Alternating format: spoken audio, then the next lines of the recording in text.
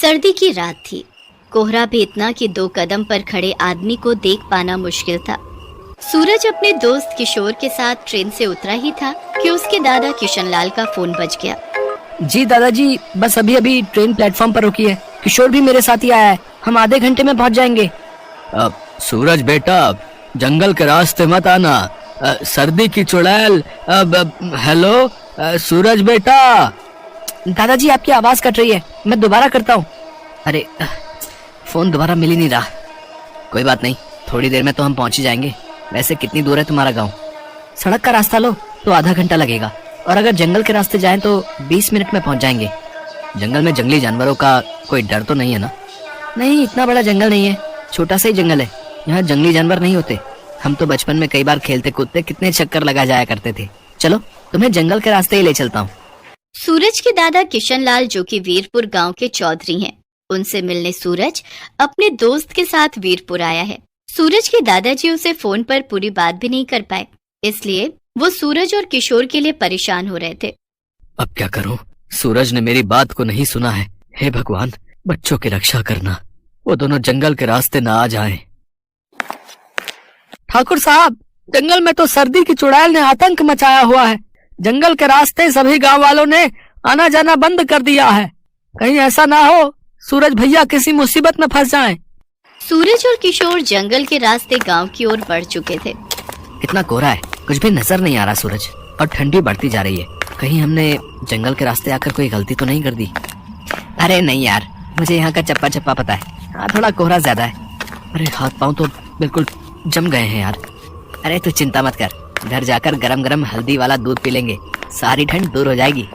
सूरज और किशोर जंगल में आगे बढ़ ही रहे थे कि अचानक उन्हें किसी औरत के रोने की आवाज आई। उन्होंने देखा कि एक पेड़ के नीचे एक औरत बैठी रो रही है।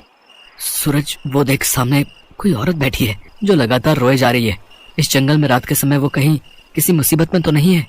अरे नहीं नहीं, ऐसे किसी अनजान लड़की से बात करना ठीक नहीं है। मेरे दादाजी कहते हैं अपने शिकार की तलाश में कई बार रात के समय चुड़ैल और भूतनी घूमती रहती है। अगर हमने उस पर ध्यान दिया तो वो हमें पकड़ लेगी। मुझे बहुत सर्दी लग रही है, कोई कपड़ा ओढ़ने को दे दो, मैं ठंड से बच जाऊंगी। मेरी मदद करो, मैं सर्दी से कांप रही हूँ। पागल है क्या तू? वो कहीं से चुड़ैल दिखाई नहीं देती। वो बेचारी औरत ठंड से ठिठुर रही है। सर्दी का कहर किसी की जान ले ले, ये मैं नहीं देख सकता। मैं अपना स्वेटर उसे देने जा रहा हूँ। अरे रुक जा किशोर, ऐसे मत जा, बात तो सुन। अरे किशोर सूरज की बात नहीं सुनता और वो उस लड़की के पास पहुंच जाता है। ये लो, तुम मेरा स्वेटर पहन लो। अरे छोड़ो छोड़ो, मेरा हाथ छोड़ो। सूरज, बचा बचा मुझे। तू सच बोल रहा था, ये तो कोई चुड़ैल है। मैं तुझे नहीं छोड़ूंगी, मैं तेरा खून पी जाऊंगी। हे भगवान, अब क्या करूं? मैं अपने दोस्त किशोर को कैसे बचाऊं? काश दादाजी होते।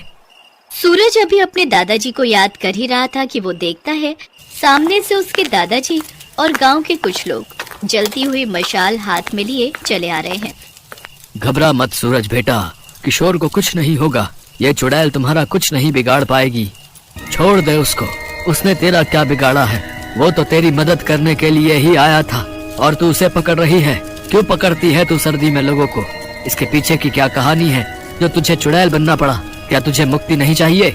सर्दी से मेरे परिवार वाले मारे गए, गरीबी की मार और सर्दी के कहर में मेरा सब कुछ तबाह हो गया। भरी ठंड में भूखी प्यासी गांव वालों से मदद मांग रही थी, किसी ने मेरी मदद नहीं की। मैं सर्दी से ठिठुरती हुई इस जंगल में भटक रही थी और ना जाने कब मौत ने मुझे गले लगा लिया, पता ही नहीं चला।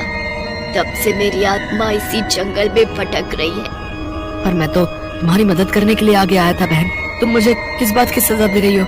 किशोर के मुंह से बहन सुनते ही चुड़ैल उसे छोड़ देती है और रोने लगती है।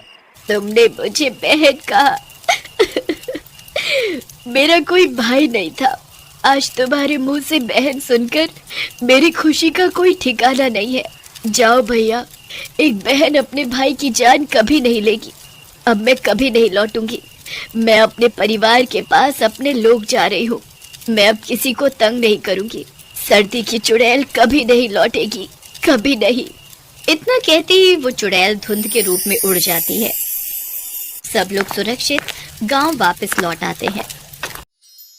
नमस्ते दर्शकों, मेरे वीडियो को लाइक कीजिए, चैनल को सब्सक्राइब कीजिए और बेल आइकन को प्रेस कर दीजिए और बने रहिए हमारे साथ रोमांचक वर्ल्ड में। तो दोबारा मिलते हैं नई स्टोरी के साथ। अब तक अपना बहुत ध्यान रखिएगा। धन्यवाद।